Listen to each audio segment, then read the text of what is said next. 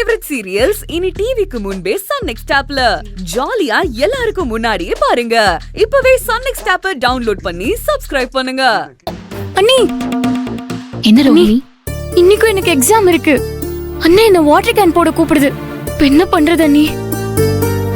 நீ எதுக்கு பயப்படுற? உன் அண்ணனை நான் எப்படியாவது சமாளிச்சிடுறேன், சரியா?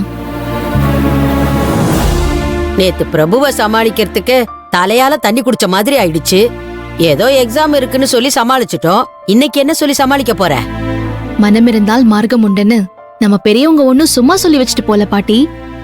நாம மனசு வச்சா 1000 வழி கிடைக்கும். அண்ணி, நீங்க சொல்றதெல்லாம் கரெக்ட் தான் அண்ணி. ஆனா இப்படியே இந்த பிரச்சனை இன்னும் எத்தனை நாள் தான் சமாளிக்கிறது? பேசாம நம்ம எல்லாரும் சேர்ந்து அண்ணன் கிட்ட உண்மையை சொல்லிடலாம் அண்ணி. இல்ல கார்த்தி, அதுக்கான நேரம் இது இல்ல. முதல்ல ரோஹிணி இந்த எக்ஸாம நல்லபடியா முடிச்சிட்டு வரட்டும். மத்ததெல்லாம் அதுக்கப்புறமா பாத்துக்கலாம். ஆமா சின்ன பெரிய அண்ணனுக்கு இந்த விஷயம் தெரிஞ்சதுன்னா ரோகிணியை இந்த எக்ஸாமுக்கே போக விடாம பெரிய பிரச்சனை பண்ணிடும். என்ன ரோகிணி, என்ன ஆச்சு?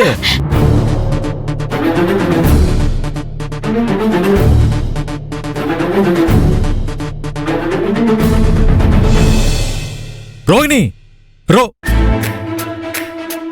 ஆஹா, ஆதர வேற ஏற்கனவே நம்ம மேல கோவத்துல இருக்கா. அவ கண்ணுல படாம அப்படி தப்பிச்சு போயிடலாம்னு நினைச்சோம். ரோகிணியை கூப்பிடுறதுக்காக உணர்ச்சி வசப்பட்டு நாமளே வந்து ஆதரிக்கிட்ட மாட்டிட்டோமே. என்ன பண்ணலாம்? எப்படியாவது ஆதரிய கண்டுக்காம கிளம்பிட வேண்டியதான். நைட்ல வெளியே படுக்க வச்சதுனால ஆல்ரெடி இவர் நம்ம மேல கொலகான்ல இருப்பாரு. இப்ப ரோஹிணி வரமாட்டான்னு எப்படி சமாளிக்கிறது? ஆனா எதையாவது சொல்லி சமாளிச்சு ரோஹிணி எக்ஸாமுக்கு அனுப்பி வச்சே ஆகணும். அண்ணி, என்ன பண்றது அண்ணி? என்ன ரோகிணி, லிஸ்ட் எல்லாம் வாங்கிட்டியா? கிளம்பலாமா?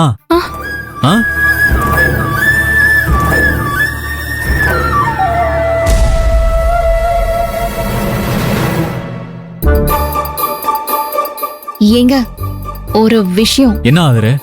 இல்ல, ரோஹிணி கூட ஸ்கூல்ல ஒன்னா படிச்ச ஒரு ஃப்ரெண்டுக்கு கல்யாணம். அந்த ஃப்ரெண்டு வீட்டுக்கே வந்து பத்திரிக்கை வச்சு ரோஹிணி கண்டிப்பா கல்யாணத்துக்கு வரணும்னு சொல்லிட்டு போயிட்டான். அதனால ரோஹிணி அவ ஃப்ரெண்டு கல்யாணத்துக்கு போட்டுங்க, நான் உங்க கூட தண்ணி கேன் போட வரேன்.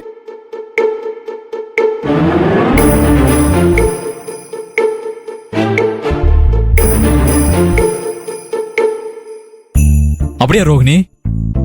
உன் ஃப்ரெண்டுக்கு கல்யாணமா? ஆமாண்ண, ஆமா. எந்த ஏரியால கல்யாணம்? வேலைச்சேரிண்ண. வேலைச்சேரியா? சரி, பார்த்து பத்திரமா போயிட்டு வந்துருவியா? அதெல்லாம் போயிட்டு வந்துருவேன். இல்ல நான் கூட வரட்டா? இல்ல, அதெல்லாம் ஒண்ணு தேவையில்லைங்க. அவ தனியெல்லாம் போல, ஃப்ரெண்ட்ஸோட சேர்ந்துதான் போறா. அவ பத்திரமா போயிட்டு வந்துருவா. அப்புறம் என்ன? ரோஹிணி, நீ கிளம்பு. இரு இந்தா. ஆமா, இந்த பேக் இருக்கு.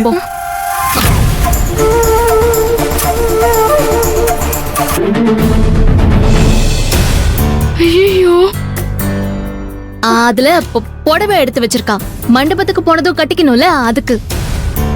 ஏ ரோஹிணி, எல்லாத்துக்கும் ஏன் பயந்துட்டு இருக்க? உண்மையை சொல்ல வேண்டியதானே? ஆமாண்ண, ஆமா, புடவைதான் இருக்கு. சரி ரோஹிணி. இரு ரோஹிணி, இந்தா, இத வச்சுக்கோ. பாத்து போயிட்டு வா. என்ன ஆகுற?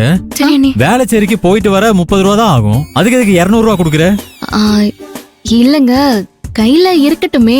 அதுக்கு 100 ரூபா கொடுத்தா போதும்ல, அதுவே ஜாஸ்தி தான். கொடு. இந்தா. ரோஹிணி, 30 ரூபா போக மீதி கொண்டு வந்து அன்னிக்கிட்ட கொடுக்கணும். மொய்யெல்லாம் ஒண்ணும் வைக்க வேணாம். யாராவது கேட்டா ஃப்ரெண்ட்ஸுக்குள்ள மொய் வைக்கிறது ஃப்ரெண்ட்ஷிப்பை அவமானப்படுத்துற மாதிரின்னு சொல்லி சமாளிச்சிரு, சரியா? சரிங்க, சந்தோஷம். ரோஹிணி, நீ முதல்ல கிளம்புங்க. நீ சரி, பாத்து போ. போடி.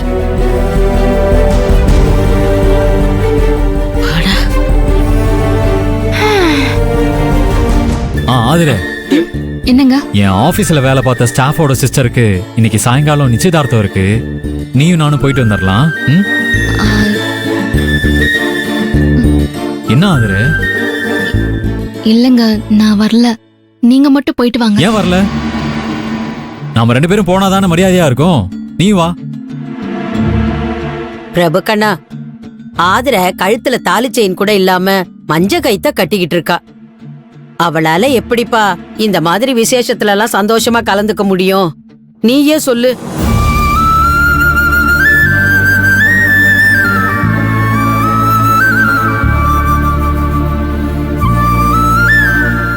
ஆதர, உன்னோட இந்த நிலைமைக்கு என்னோட முட்டாள்தனம் தான் காரணம். என்னை மன்னிச்சிட ஆதர.